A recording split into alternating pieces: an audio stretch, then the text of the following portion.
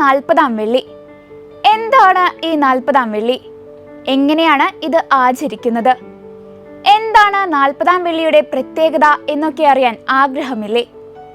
പേത്രത്തായ്ക്ക് പിറ്റേന്ന് ആരംഭിക്കുന്ന നോമ്പിന്റെ 40-ാം ദിനാചരണമാണ് 40-ാം വെള്ളി. ഇത് കേരള സഭയിൽ കണ്ടുവരുന്ന പൗരസ്ത്യമായ ഒരു ആചരണമാണ്. ലത്തീൻ സഭയ്ക്ക് വിഭൂതി ബുധൻ മുതൽ എണ്ണിയാൽ ഇപ്രകാരം 40-ാം വെള്ളി കിട്ടില്ല. ഉദയം പേരൂർ സുന്നഹദോസിനു മുമ്പ് നിലനിന്നിരുന്നതും കാലക്രമത്തിൽ നഷ്ടപ്പെട്ടുകൊണ്ടിരിക്കുന്ന ഒരു ആചരണം കൂടിയാണ് 40-ാം വെള്ളി. സഭയിലെ ആദ്യകാല നോമ്പ് ദനഹ തിരുനാൾ മുതൽ 40 ദിവസമായിരുന്നു. തുടർന്ന് കഷ്ടാനുഭവ ആഴ്ച വേറെ നോമ്പും മറ്റു സഭകൾ മാറിയിട്ടും ഈജിപ്തിലെ കോപ്റ്റിക് സഭ കുറേ കാലം ഈ രീതിയാണ് പിന്തുടർന്നിരുന്നത്. അതുപോലെ ഒരു 40-ആചരണവും അതിന്റെ ആഘോഷമായ സമാപനവും 40-ാം വെള്ളിയാഴ്ച നടത്തുന്ന പതിവും ചരിത്രത്തിൽ എപ്പോഴോ ഒരു കാലഘട്ടത്തിൽ കേരള സഭയിൽ നിലനിന്നിരുന്നു.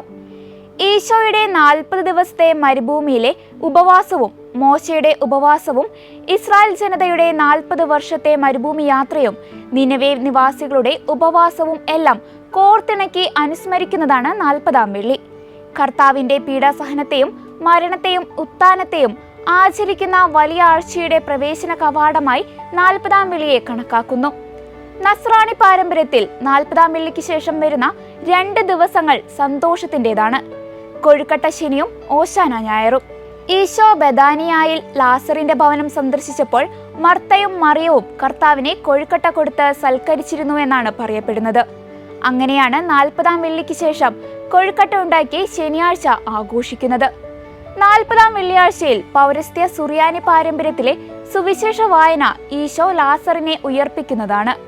യോഹന്നാൻ ശ്ലീഹായുടെ വിവരണമനുസരിച്ച് ഈശോയുടെ കുരിശുമരണത്തിന്റെ ഏറ്റവും പ്രധാന കാരണം ഈ സംഭവമായിരുന്നല്ലോ. പാപത്തിന് മരിച്ച മനുഷ്യനെ ഉയർപ്പിച്ച് പാപപരിഹാരാർത്ഥം സ്വയം മരണത്തിന് വിട്ടുകൊടുക്കുന്ന കർത്താവിനെ ധ്യാനിക്കുന്ന ദിവസമായി 40-ാം വെള്ളിയെ കണക്കാക്കാം. അതുകൊണ്ട് തന്നെ 40-ാം വെള്ളിയെ ലാസറിന്റെ വെള്ളി എന്നുകൂടി പറയാറുണ്ട്. ഇന്ന് കേരള സഭയിൽ 40-ാം വെള്ളിക്ക് പ്രാദേശിക പ്രാധാന്യമേയുള്ളൂ. പ്രത്യേകിച്ച് കോട്ടയം ജില്ലയിലെ അറുന്നൂറ്റിമംഗലം പള്ളി അതിന് പ്രസിദ്ധമാണ്. മലകയറ്റപ്പള്ളി എന്നാണ് ഇത് അറിയപ്പെടുന്നത്. 40-ാം വെള്ളിക്ക് ഇവിടെ വലിയ ആഘോഷത്തോടെ മലകയറി കുരിശിന്റെ വഴി ചൊല്ലുന്നു. കേരളത്തിലെ നാനാജാതി മതസ്ഥർ ഇവിടെ പ്രാർത്ഥിക്കാൻ അന്നേ ദിവസം എത്താറുണ്ട്. 40-ാം വെള്ളിയുടേതായി പ്രത്യേക പ്രാർത്ഥനാ ക്രമമൊന്നും സീറോ മലബാർ സഭയിലില്ല. 40-ാം വെള്ളിയുടെ അന്ന് കുരിശുമലകളിലേക്ക് തീർത്ഥാടനങ്ങൾ നടത്തുന്ന പതിവ് വിശ്വാസികൾക്കിടയിലുണ്ട്. ഈ 40-ാം വെള്ളിയിൽ നമ്മുടെ പാപങ്ങളെ ഓർത്ത് പശ്ചാത്താപിക്കാനും കർത്താവിന്റെ പീഡകളെ ധ്യാനിച്ച് ഉത്ഥാനത്തിലേക്ക് പ്രവേശിക്കാനും നമുക്ക് സാധിക്കട്ടെ.